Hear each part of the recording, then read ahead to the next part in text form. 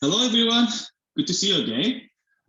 This video is for our last lab number 5, Logistic Regression Analysis for Customer Profitability.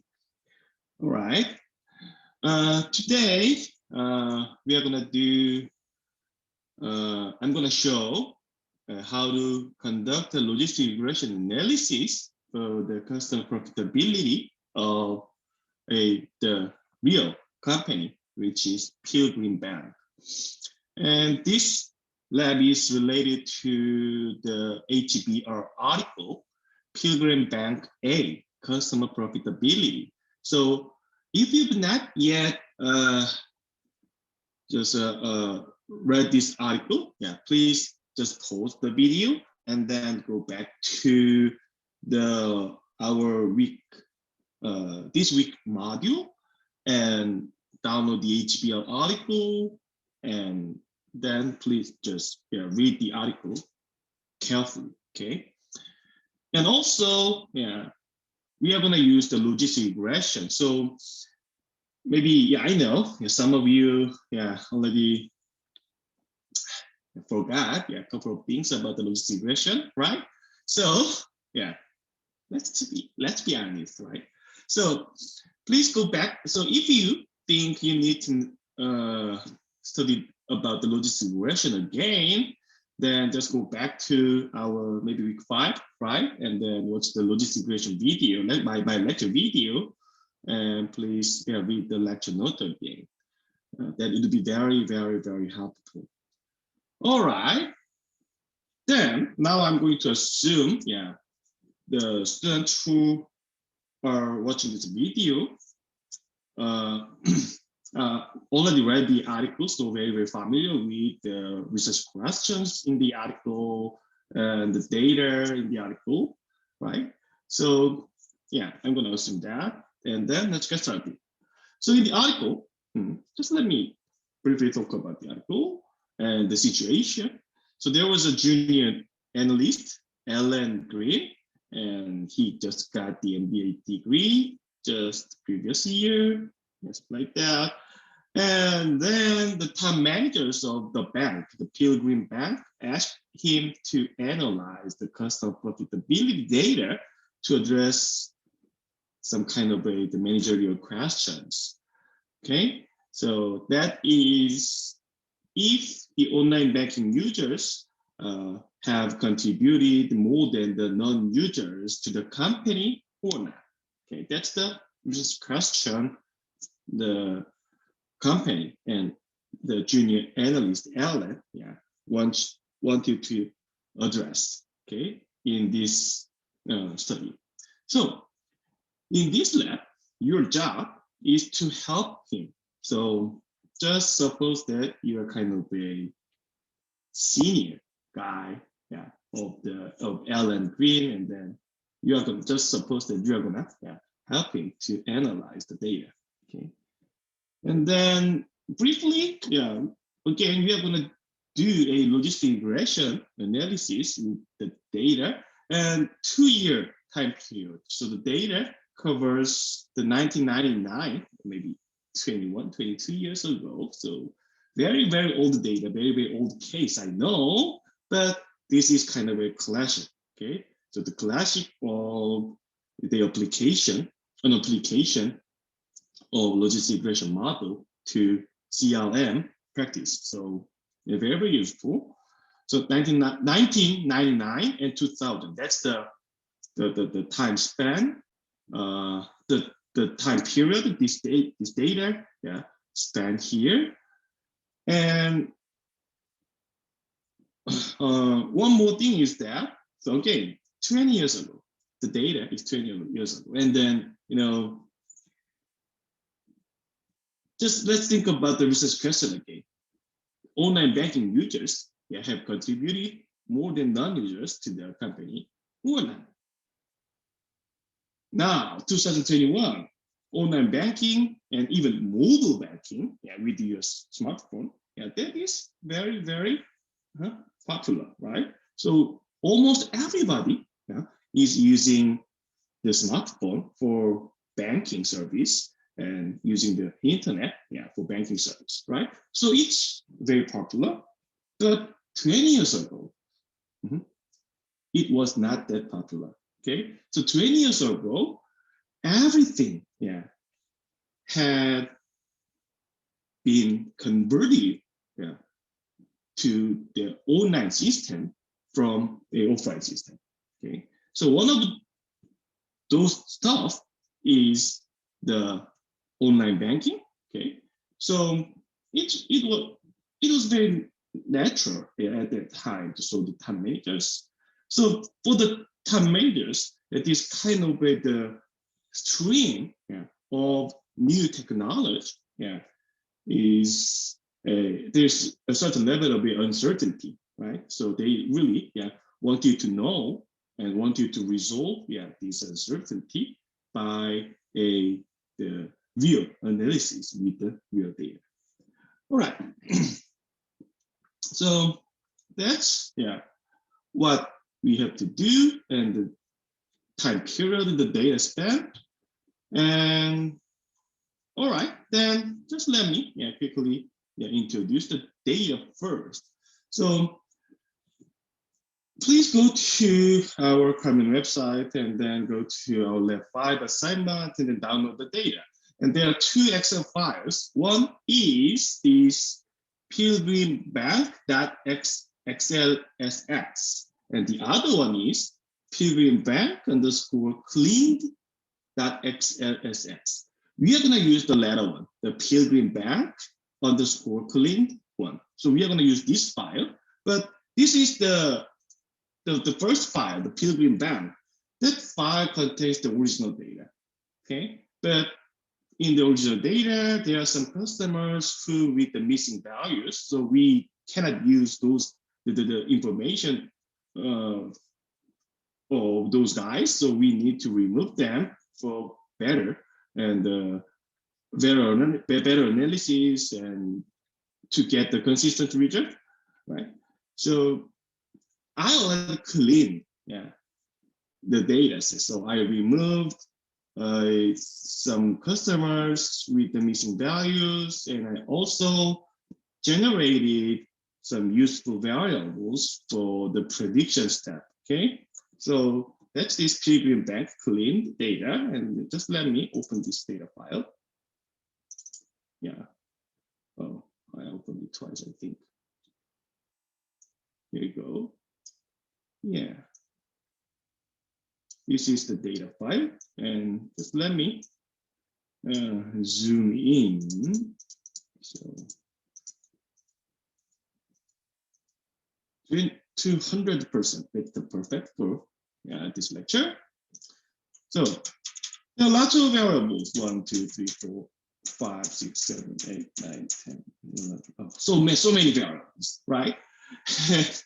Okay, and then just let me quickly introduce each variable. So the first one is ID, that is the customer ID, the identifier. So this is the second, so this row is for the second customer, this row is for the third customer, this row is for is the record for the customer number 5, something like that. Okay, so as you can see, we don't have the first customer's data. I already removed him because his data have some missing value. So that's the result. And let's look at how many customers we have in this data set. So the very bottom, this is the 21,084th row. Wow, it means that we have 21,083 customers in this data set. So huge. Okay, so this is kind of a big data set, but this is what the data analysts usually faced, okay, in analysis. So very usual size, but okay, it's kind of a big data set. All right, then there's so many variables here, and most of the variables starts with 9 or 0. So this variable the name of this variable starts with 9. It means that this variable is for 1999. Okay, this is 1999 data. The next one, 909. This is also 1999 data. And here, zero profit. That means this variable is for 2000 data. Okay, so that's the basic coding, yeah, of the variable name. And this 9 profit, the profit here indicates the profit from each customer. So let's look at the second customer, this customer. So this customer generated -6 profit in 1999. -6, it means that this customer generated loss, not a gain. So serving this customer just generated loss, yeah, for the company. And the next customer, yeah, generated loss. Next customer also loss, but the next customer, customer number 8, yeah, this guy, yeah, generated the positive profit. Okay, and the next customer, yeah, huge, yeah, profit. Okay, so that's the profit variable, and this zero profit, that is, yeah, the same variable for in 2000. Okay, so in 2000, this customer, yeah, generated a little bit more, yeah, the loss, yeah, for the company. Okay, all right, that's the profit variable, and let's move on to the next, the online variable. Online variable indicates if each customer, yeah, use the online banking service in each year. So 909, it means that if this variable is equal to 0 like this, it means that this customer didn't use the online banking service in 1999. But the next customer, the customer number 3, yeah, this guy, the 909 variable is equal to 1, it means that this guy, yeah, used the online banking service in 1999. Okay, let's move on to 009. The same variable, but in 2000. So in 2000, this customer number 2, yeah, again, didn't use the online banking service. And the next customer, yeah, used the online banking service in 2000. Okay, so yeah, that's the online variable. And here, 9 age variable. And this is about the actual age of each customer, but not the actual age, but the age group. So when you, so just, yeah, recall, yeah, the article. So in the article, just let me open the article. Okay, okay, okay. Here, yeah. I have the article here. So in the last page, page 9, is exhibit 4, the table 4, and this table explains the definition of the age variable. So here, the age variable has 7 levels, 1, 2, 3, 4, 5, 6, 7, and each level indicates each age group. So 1 means that the age of the customer is less than 15 years. And age group 2 indicates the customer, his or her age is in between 15 and 24. 3, in between 25 and 34. 4, in between 35 and 44. 5, in between 45 and 54. And 6 indicates in between the 55 and 64. And 65 years old and older, that is age group 7. Okay, so there are 7 levels, and each level indicates each age group. Okay, so let me go back to the data. And this customer, customer number 2, yeah, he is in age group 6. It means that age group 6 is in between 55 and 64. Yeah, so maybe around 60. That's that customer's, yeah, age. Okay. And yeah, one more thing. So the higher age group number, to order the customer. Okay, so yeah, that's the structure of the age variable. And let's move on to the income variable. The income variable is very, very similar to the age variable. This is not the actual income value, the amount of the annual income.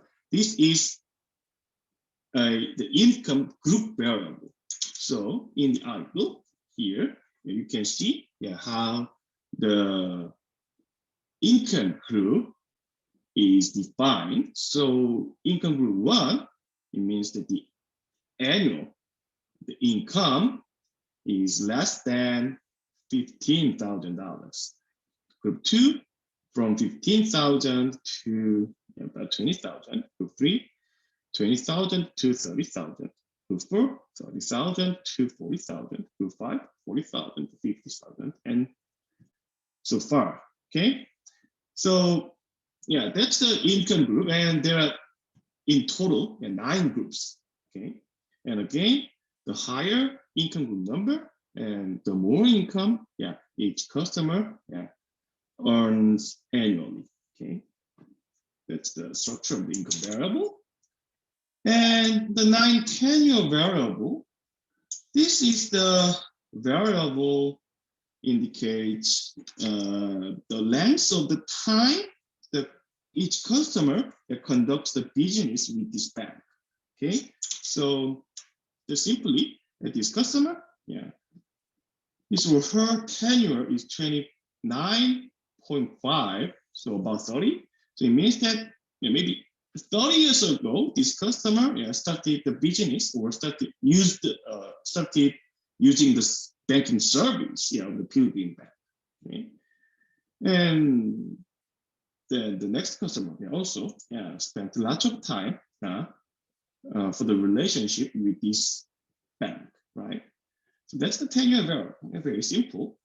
And district variable, this is kind of the zip code. Okay, so there are 3 levels: 1100, 1200, and 1300, and it's just a zip code. So there's no meaning of those numbers. So we cannot say that the people in 1100 district are richer than the other district, something like that. So there's no kind of that relationship in this district variable, just zip code. Okay, so we don't know which area, which district is, we don't know the characteristics of each district. So just zip code. Okay, and I already explained the zero profit and zero online. Almost there. And bill pay variable, this is one of the important variable. So 9 bill pay, this is so it means that this is the 1999 data. And let's think about just your online banking service. So when you just log in the Chase Bank or the Huntington Bank or some kind of online banking service with your bank, and then you can pay your monthly bill or sometimes weekly bill through online, right? So let's think about that kind of service, and then you can set up the automatic payment through the online banking service, right? So bill pay is very simple. Just simply that service is called bill pay in this article. Okay, then it means that to use the bill pay service, what is the requirement?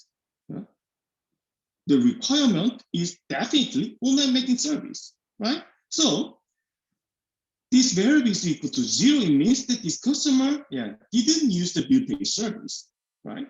And if this variable is equal to 1, it means that that customer used the bill pay service. And to use the bill pay service, that customer should use the online banking service. Okay, so it means that let's look at the 9 online variable as well. So here, if 9 online variable is equal to 0, it means that this customer didn't use the online banking service. Then it means that this customer must should show the 0 in the bill pay variable. Yeah, with the online banking service, this customer couldn't use the bill pay service. So if this is equal to 0, then this variable should be 0. Okay, then even though the customer was using the online banking service, then but this is just a choice. Yeah, the customer sometimes didn't use the bill pay service. So even though this is equal to 1, the bill pay service could be equal to 0. Okay? So let's look at who used the bill pay service. Oh, no. Here, this guy used the bill pay service, and as you can see, he or she definitely used the online banking service in 1999. Okay, so that's the structure of the bill pay service and the online banking service. And this 0 bill pay, that's definitely the same variable, but for 2000. Okay, and we have more variables here from 9 profitability and to the others. Those variables, I generated those variables. Okay, so just let me talk about the profitability variable first. The 9 profitability variable, this is a binary variable that indicates if the actual profit from each customer is positive or not. If the profit was positive, then this profitability variable is equal to 1. So here, this value should be 0. Why? Because in 1999, this customer generated negative profit, generate the loss, right? So that's why this value is equal to 0. And let's look at this customer. This customer generated the positive profit in 1999. So this variable is equal to 1. Okay, very simple. And the 0 profitability, the same variable for 2000.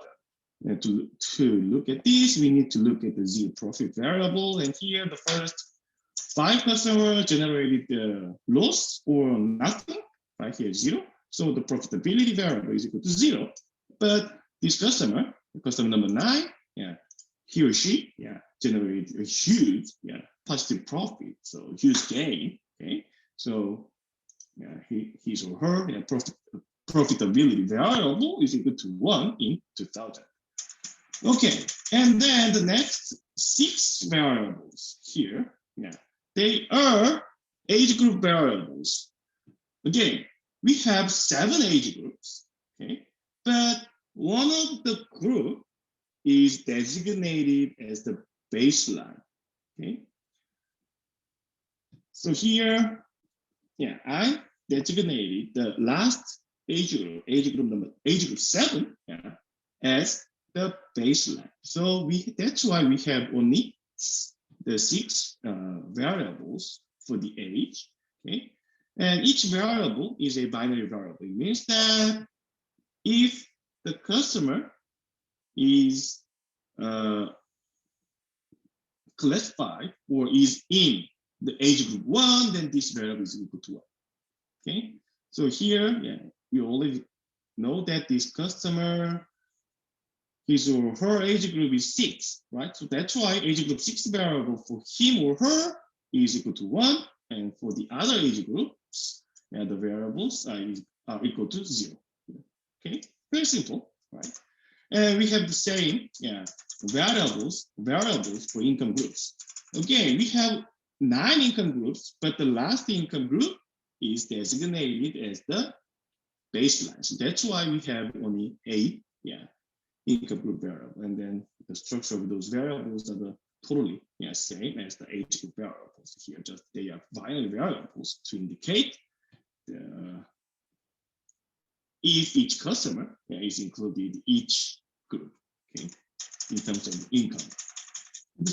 The same manner, I generated 2 district variables. So here again, we have 3 levels of the district. So 1100, 1200, and 1300, but I designated the 1300 as the baseline. So we have only these 2 variables, okay? And the structure is the same. So these variables are, again, the binary variable to indicate if each customer just lives in each district, okay? And the last one is zero tenure. So here we have the 9 tenure variable, and in prediction, I'm gonna explain the details, but the variables in the prediction stage again, but just let me quickly talk about the zero tenure variable. So let's think about the nature of the tenure variable. Just 1 year passed. It means that the tenure variable increased by 1, right? That's the meaning of the tenure, right? So if the tenure variable is 20 in 1999, then in 2000, that variable should be increased by 1. So 21, it should be 21, right? So so we can simply make the tenure variable for 2000. We just need to add 1 to each number here. Okay, so as you can see, I added 1 to the 9 tenure variable to make this 0 tenure variable. Okay, so that's the 0 tenure variable, and very simple. So maybe we have about 30 variables here, and we are going to use this data set, and we are going to analyze these data set. All right. So that's the data structure of the data set here. And then now it's your time. Okay. So now you can answer the first question in your answer sheet. So just let me open the answer sheet here. Okay, this is the answer sheet, and this lab is the most important lab in this course. So there are lots of the questions, and each question is a little bit difficult, a little bit more difficult than the questions in the previous labs. Okay, so question number 1, that is about the purpose of the research and the details of the data and what we are going to do in this lab. Okay, so actually I already explained, right? And again, this is the customer data, okay, and the profitability data. Okay, that's the very big hint. So, and you already read the article, okay? So everything, is you can find everything to answer these questions in the article and the manual and this video, okay? So you can clearly answer these 3 questions. Okay? All right, then to answer those questions, just pause the video and then answer the questions. Okay, then I believe you already answered the questions, and then let's move on to the next step. So the next step is to look at the data. The purpose, that's the big hint for the question number 1. So the purpose of this analysis is to address whether the online banking users had contributed more than the non-users to the company. So how to do that? Maybe we can divide the customer into 2 different groups. Okay, one is online banking users, the other one is non-users, and then we can compare some kind of the metrics of the profits from the customers in each group. Okay? Maybe we can compute the average, or we can compute the proportion of the actually profitable customers in each group. So that's the very first step. Okay, sometimes we call this a descriptive analysis. So let's do this descriptive analysis first. Okay, so we are going to make 2 pivot tables. One is a pivot table to look at the average profit of each group, the online banking users and non-users. And the other one is a pivot table to look at the number and the proportion of the profitable customers in each group. And we are going to do this for both years. So we are going to do this for 1999, and we are going to do this in 2000. Okay. So in total, we are going to make four. Oh, this is four different pivot tables. Okay. Then let's do this.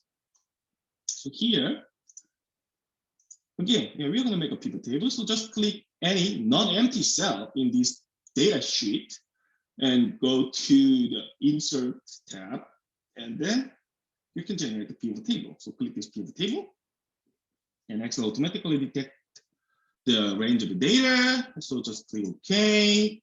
Then here we go. We have the pivot table here. Now I believe you are very, very familiar with pivot table. I think all of you are masters of pivot table. Okay, I hope. I hope. All right. Then again, what we are going to do, we are going to compute the average. So let's make a pivot table for the average profit first. Okay, so we are going to make a pivot table for the average profit of online banking users and non-users. So we need to divide the customers into these two groups, okay? And we need to compute the profit value. All right, so to do that, I'm gonna divide customers in different rows. So here, this 909 variable, that is the indicator of the online banking service usage. Okay, so please select this 909 and place this variable into this rows box. Okay? And now you can see 0 and 1. Okay, and then we need to compute the average of the profit, right? To do that, we need to place the profit variable, okay, for 1999, and we need to move these to the values, okay. But the summary is automatically set as the sum. We need to change these to average. So click this I button, or if you are using the Windows machine, so you need to click the subscribe button and then click the last menu in the drop-down menu. So click this button and change the summary from sum to this average. Okay, click average and click OK. Then now you can see the average profit. So here, this 0 indicates okay, this 0 indicates non-users, right? So this is the 909 variable, and if this variable is equal to 0, it means that the customer didn't use the online banking service in 1999.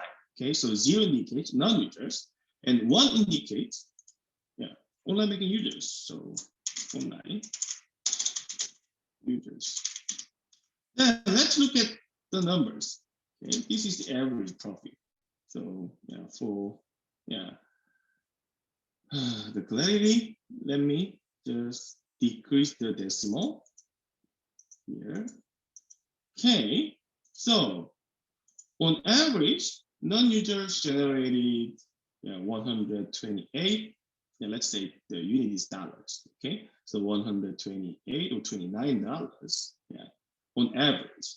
But online users generated about $136 or $37. So very slight, but online users generated more. The profit generated more contribution to the company in 1999. Okay, so that's the information we can get from this pivot table. And then let's do the same thing for 2000. Okay, but before doing that, we need to rename the sheet because we are going to make a lot of the sheet. So to avoid the confusion, just change the name of the sheet. So double click is the name of the sheet, then you can change the name.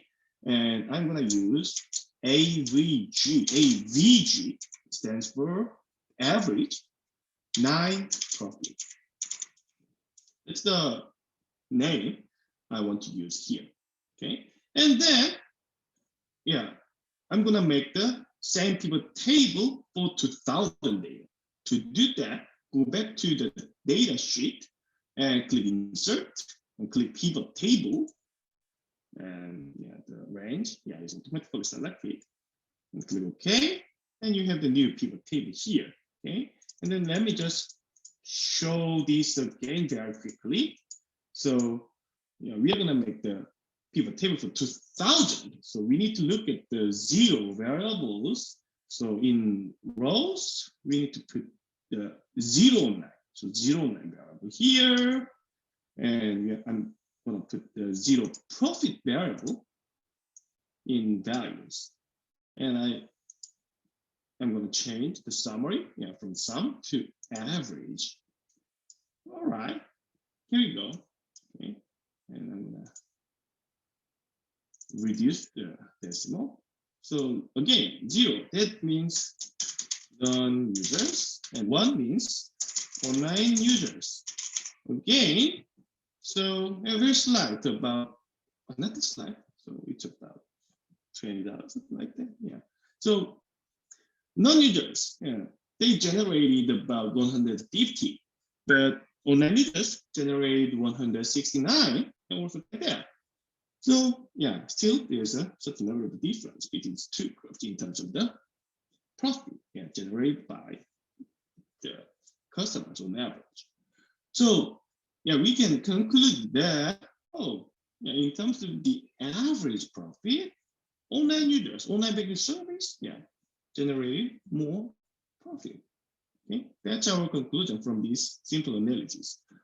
And let me change the sheet name. So the same average, and this is a 2000 data, so 0 profit.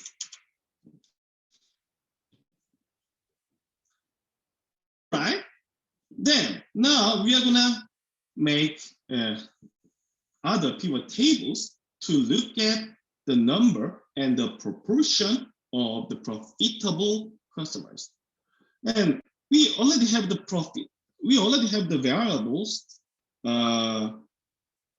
to know if each customer was profitable or not. How to define the profitability? If the customer generates the positive profit, gain, then we can say that, this customer is a profitable customer. Okay, if the customer generates the negative profit, the loss, then you can say that, this customer is not profitable. So we already generate the profitability variable, which is a binary indicator if the profit is positive or not, right? So we can use that profitability variable. Okay, so let's go back to the data again, and then make a pivot table again. Insert pivot table and click OK. And let me zoom in. All right.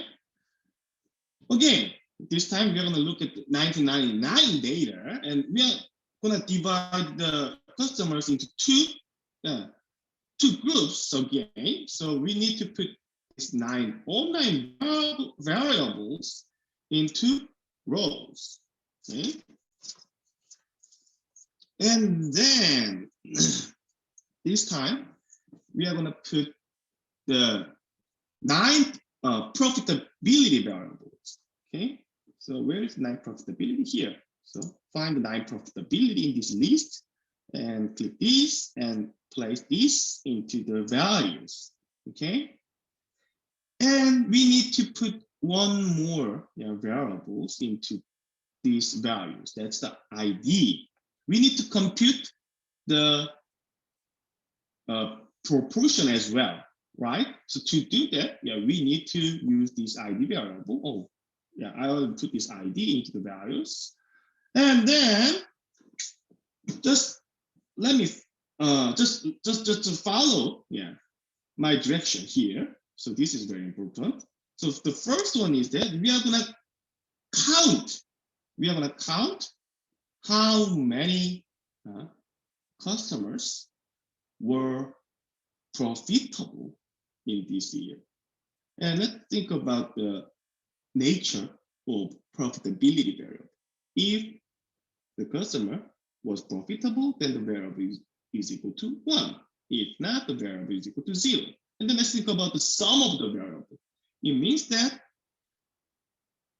just add 0, it does not make any change, right? But add 1, it may change, right? So when we compute the sum of this profitability variable, that is, the summation is the same as the number of profitable customers. So yeah, we just need to leave the summary of this variable as sum, yeah, as it is. So we need to compute the sum, okay?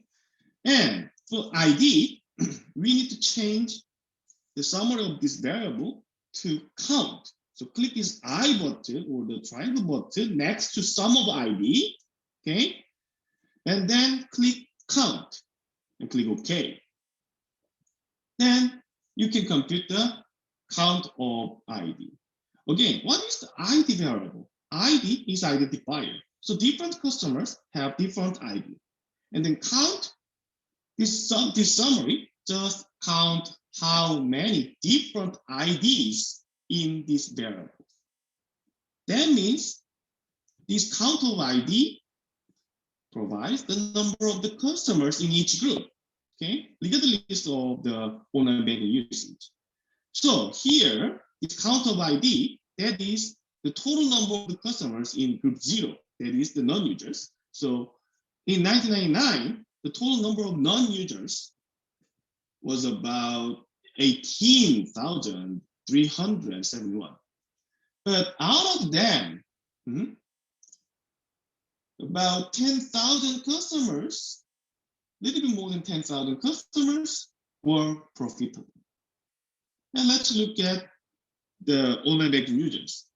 So yeah, this was the very initial stage of the diffusion of the online banking service. So only small number of customers were using the online banking service at the time. So only 2,700 customers were using the online banking service in 1999, and all of them, about 1,565 or 70 customers were profitable.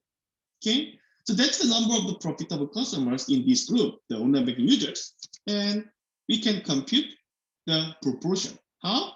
We just need to divide this number by the total number of the customers in each group, right? So we just need to divide this number, okay, B4, okay, by here, this C4. And we just need to divide B5 here by C5.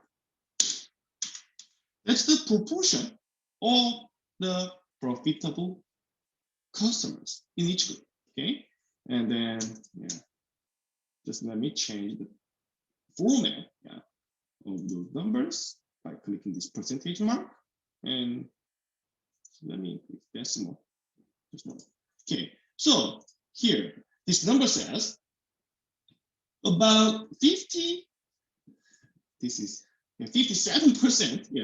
of the non-users were profitable. But online banking users, a little bit more, 58% of online banking users were profitable. Okay, so even though the absolute number of the profitable customers much low, right, in the online banking users, but that's because just the total number of online banking users is very small, right? and the proportion of profitable customers is higher than the proportion of those guys in non-users. Okay. So this result is consistent with what we found in the table for the average profit, right? Okay. So for your understanding, plus the name tag of each group. This is non-users and this is online users. All right. Then I'm gonna change the name of this sheet. So we computed the count, right? So double click this. I'm going to use CNT, stands for count, for 9 profitability. Okay. So I'm going to use CNT 9 profitability as the name of this sheet. Okay. Then what I'm going to do is to make the same pivot table for 2000.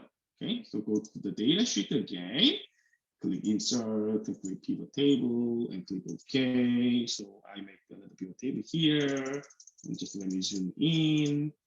Okay, and I'm going to use the 2000 data. So I need to put this 0 variable. Okay, so just let me move this 0 variable into the row box. Okay, and we need to use the profitability variable, right? So here, 0 profitability, that is here, and place this variable into values. Okay, and one more thing, we need to count the number of IDs. So click this ID and move.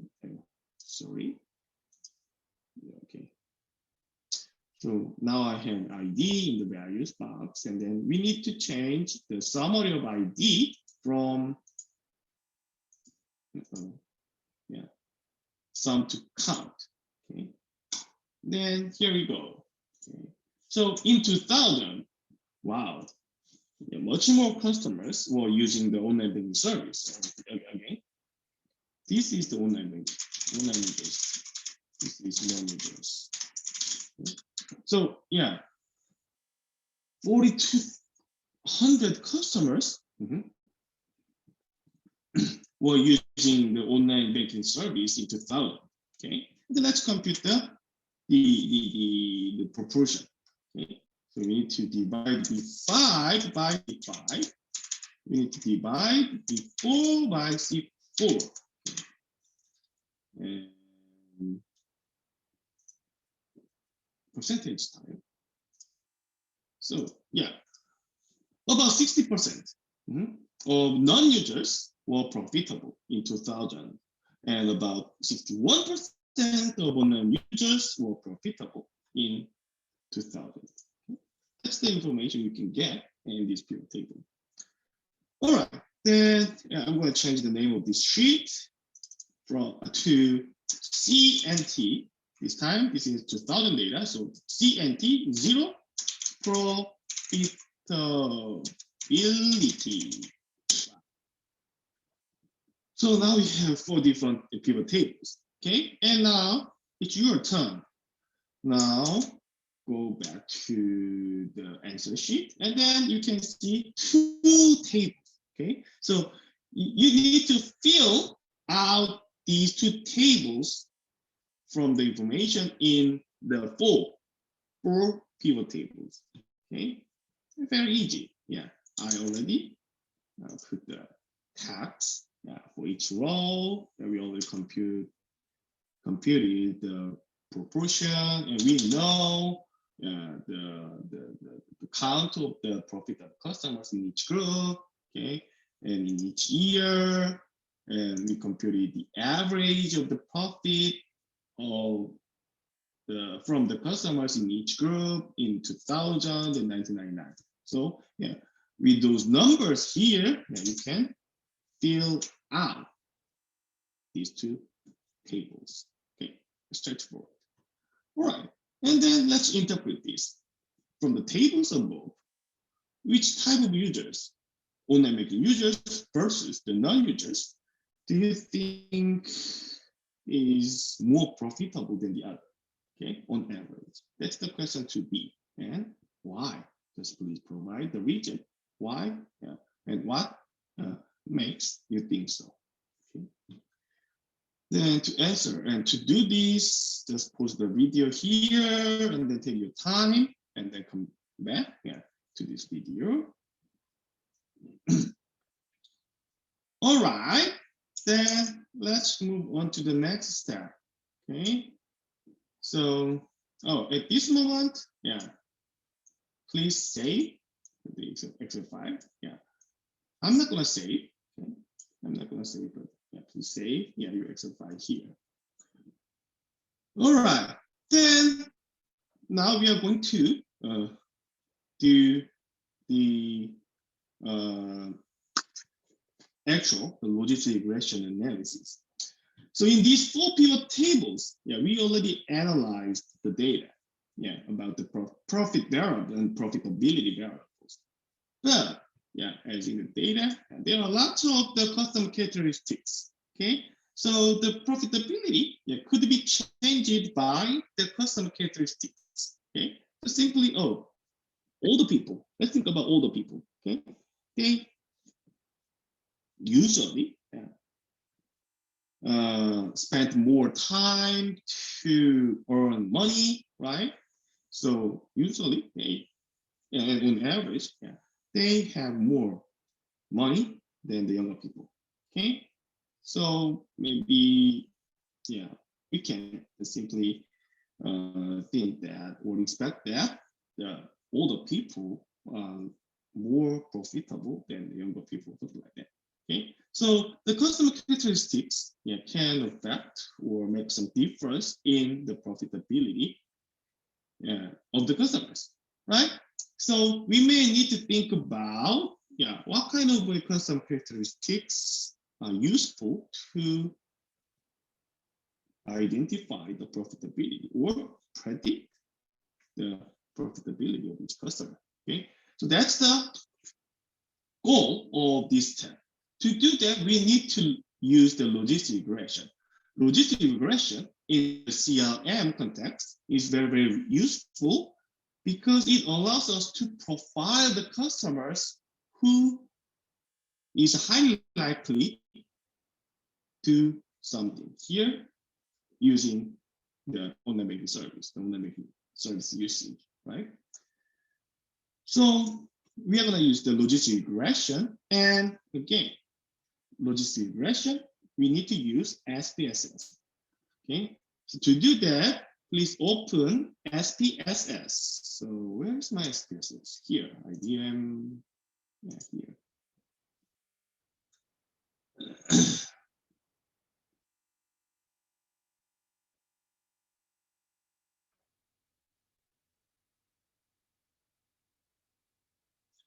All right. And now, yeah, we have SPSS. Okay. Then, first step is to import the Excel data file. Okay. So go to file. Yeah, we already do this in the logistic regression lab number 4. Go file menu and import data and click Excel. And you can see, this is with, okay, here. So just navigate to the folder where you downloaded the data. And we need to open the Pilgrim Bank underscore clean. So click this Pilgrim Bank underscore clean file and click open. Then, yeah, it automatically detected the worksheet where our data are, okay. And this is the first look of the data. It looks good, right? And just click OK.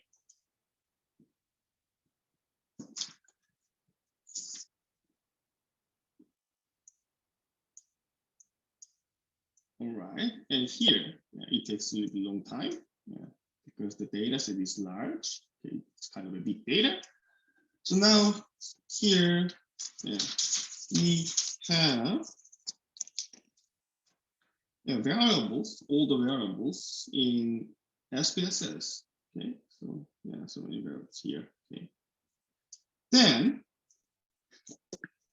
SPSS automatically detected the type of each variable, but some variables are not correctly detected. So first step should be check if each variable was correctly detected in terms of the type of the variable. So profit ID, it doesn't matter. Okay, we are not gonna use this ID variable in this regression. Okay, just skip this. And I'm profit.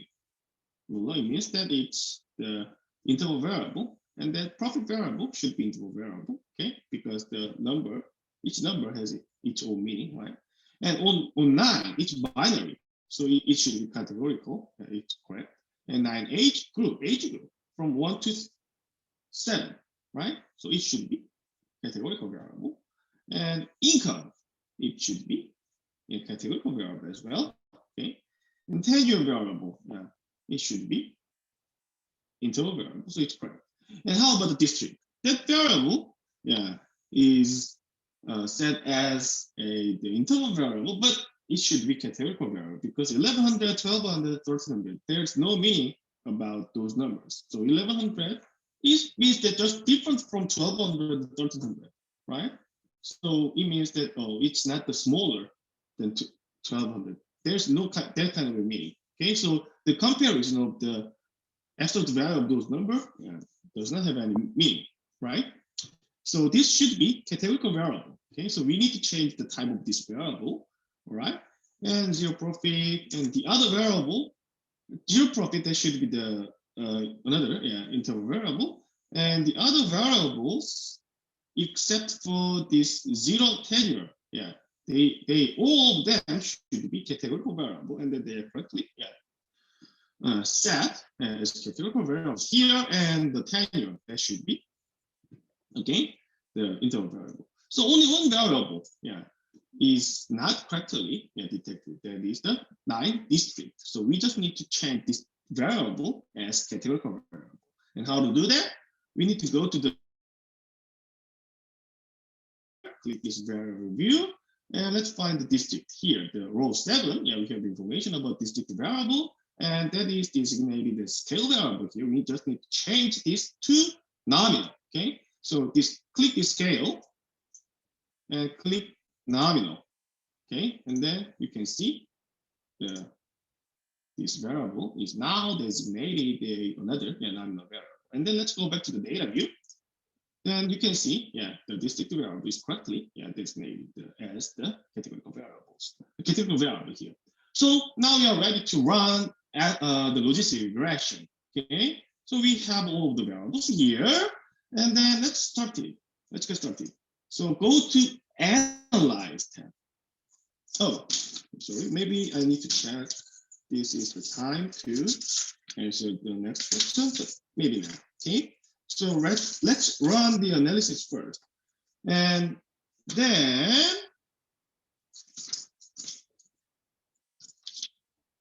go to Analyze menu, and Logistic Regression again. That is a kind of a regression, so we need to go to the Regression sub-menu, and then you can see the binary logistics. So we need to use the binary logistics because our dependent variable that is. So we are going to look at the profitability, right? And profitability means if this customer is profitable or not. That means it's binary. Okay, so our dependent variable is binary variable, so we need to use the binary logistic regression model. So click this binary logistic. Then we have the logistic regression window with so many variables here. And what should be the dependent variable? Which variable we want to explain with the other variable? That is the profitability. We want to know if this customer is profitable or not with the other variables. We want to make a prediction, okay, for the profitability by using the other variables. So the dependent variable should be profitability variable. And here,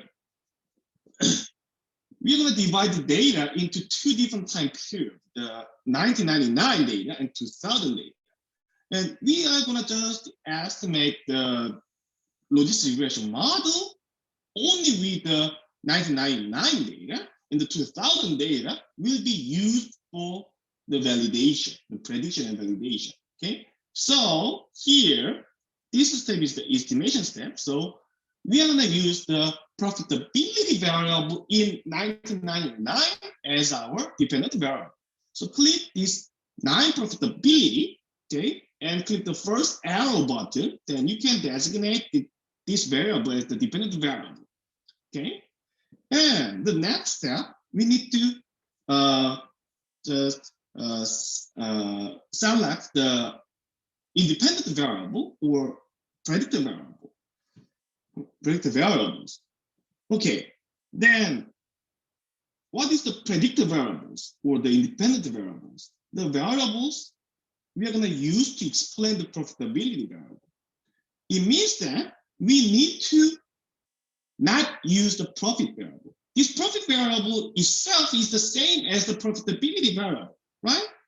So just predict the profitability by the use of the profit value.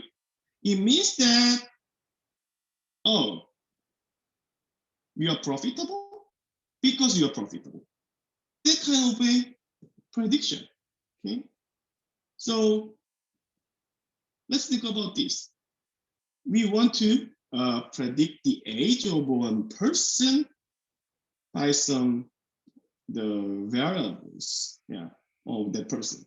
Then let's think that, oh, we are going to predict the age of this person by the use of the age. So it means that, oh, you're old because you're 60. We can say that is a prediction. That's just a fact, okay? So in this analysis, it is not useful. Okay? So we don't use this profit variable itself in this logistic regression. Okay, we're going to use the other variables. So online. So let's look at the online banking usage. If the online banking usage makes a difference in the profitability.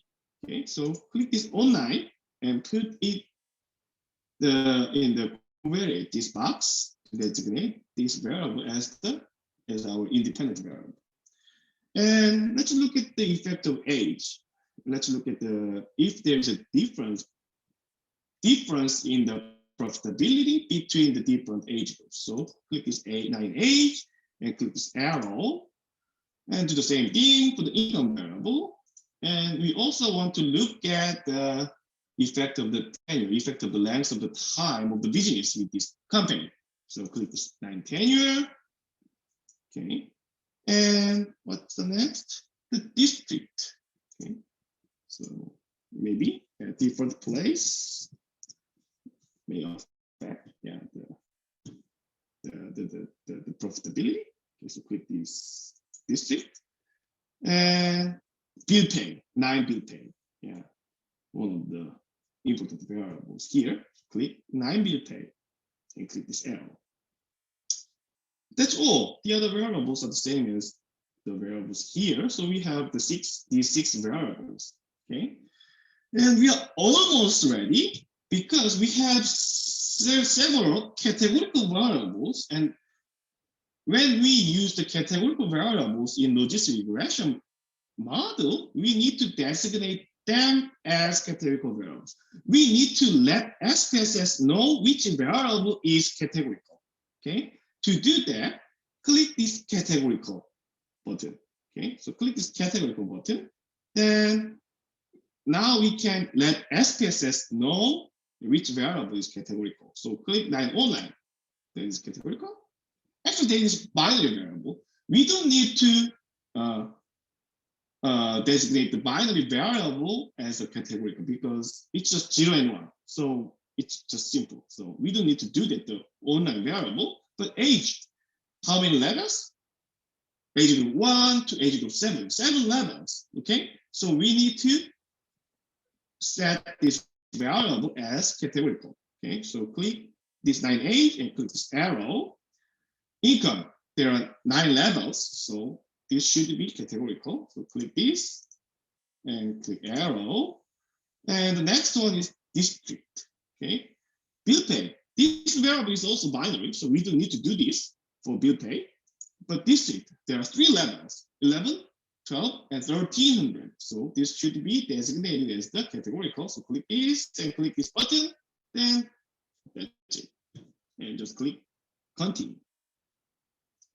All right, then now you can see, yeah, there's something after the name of those 3 variables kept in. It indicates these variables are set as categorical variable in logistic regression analysis.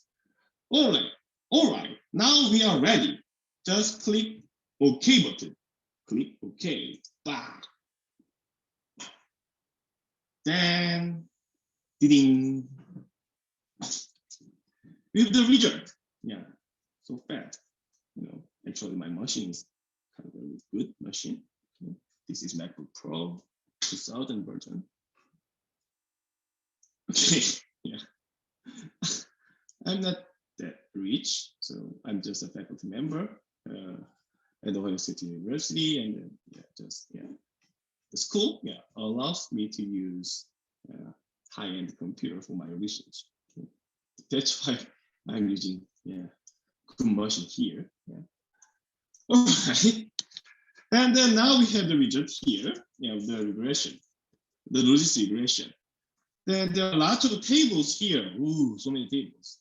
And then this table, categorical variables codings. Yeah. First, we need to look at this table. Okay, this table provides the information which level of the categorical variables is used as the baseline. Okay, so here, let's look at the income first. Income, there are 9 levels from 1 to 9. Okay, so that's why just ignore this frequency column. Let's look at these parameter coding columns. Here we have 9 levels, but one of them is used as the baseline. So we have only 8 columns here from 1 to 8, and income group 1, we can see this number 1 here, 1.00. This is not 0, this is 1. Okay, it means that income group 1 is associated with 1 in parentheses. Okay, so this group is coded as 1. Group 1 is coded as 1. Here, group 2 coded as 2. Group 3, this number is 1, means that this group is coded as 3. 4, 5, 6, 7, 8, but where's 9? All values are 0. It means that 9 is used as the baseline. Okay, so income group 9 is the baseline. It means that you are gonna see only 8 levels of income variables in the estimation table below. And the coefficient of each level means the difference in the profitability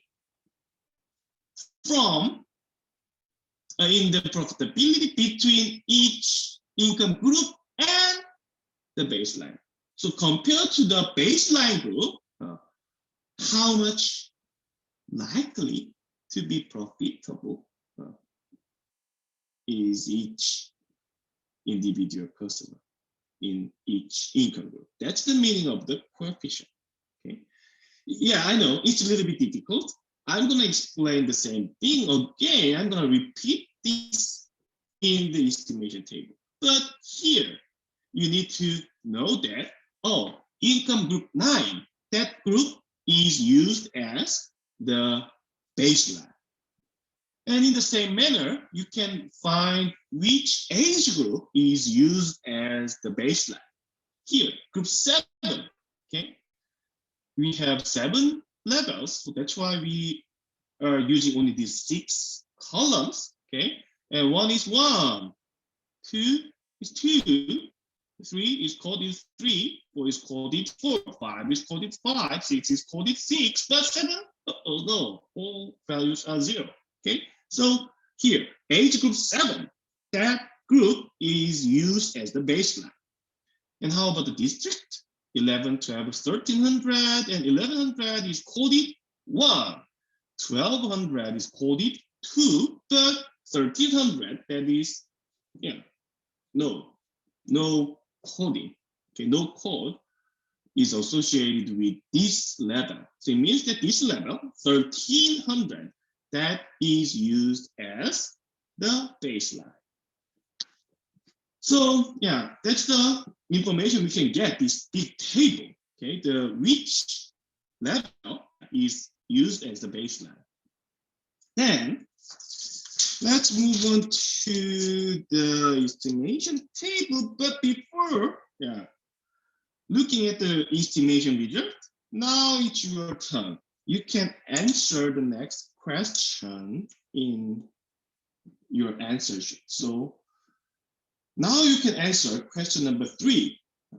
3A, referring to the article and the lab materials, list the names of the variables used in the estimation. That's what we've done, right? Of the logistic regression model. What was the dependent variable? Yeah, you know, right? And what were the independent variables? I believe you already know very well, right? So you can simply answer this question. And question 3B, some of the independent variables used in the logistic regression model are categorical. For each categorical independent variable, which level of the variable is designated as the baseline? I already explained everything, okay? So if you want, you can go back and then you can rewatch the video again, okay, to get the hint. Or you can just look at the lab material and you can find the information to answer this question, okay? So utilize all of the materials, all of things you can use here to answer this question, please, okay? You know, believe it or not, my hope is that all of you get the full credit for this analysis. That's my hope, okay? Okay. So please, please, please try, do your best to answer those questions. I already gave you everything, everything to answer this question. So please pause the video here and then please take your time to answer those questions and then come back. Okay, then let's move to the next step, okay? So let me go back to the Spss result. Then, here you go. Not this, okay. This is the table. This is a table of the estimation result. Okay, there are lots of the information, but we just need to look at the estimates which are in column B, here, this column, and the p-values, which are in this sig column, okay? You just need to refer to these 2 columns, column B and column C, okay? Then let's go back to the answer sheet. Question 4A, you just need to fill out the estimation table. Okay, so estimate, that's the numbers in column B in the table in Spss, and p-values, that's the numbers in column C in Spss, okay, in the table in Spss, okay? And one thing, here, always every logistic regression model has the constant, okay? So I put the constant at the top of the table, and that's the norm. But SPSS always put the constant at the very bottom of the table. So be careful. This 0.906 should be here. Okay, 0.906. And this p-value, 0.000, this should be here. Okay. And then you can fill out the table here in the same manner. Okay, and just let me start the first part of this lab here, okay? And then I will be back in the second lab, the second video of this lab, okay? So see you soon, bye-bye.